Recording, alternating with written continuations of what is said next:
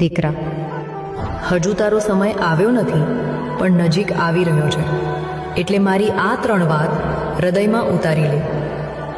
પહેલી વાત, સાંજે જ્યારે દીવો બળે ને, એ દીવા સામે 2 ક્ષણ ચૂપચાપ બેસી રામ રામ 5 વાર બોલજે. એ પ્રકાશ તારા મનની અંધારીએ રસ્તો બતાવશે. બીજી વાત, જો ઘરમાં કોઈ ભૂખ્યો આવે, માનવી કે પ્રાણી, એને ખાલી હાથ ન મોકલજે. એ એક દયા તારા ભાગ્યની દિશા બદલી દેશે. ત્રીજી વાત, દિવસમાં જેટલી વાર બની શકે તારી કુળદેવીનું નામ શ્વાસની જેમ લેતો રહેજે.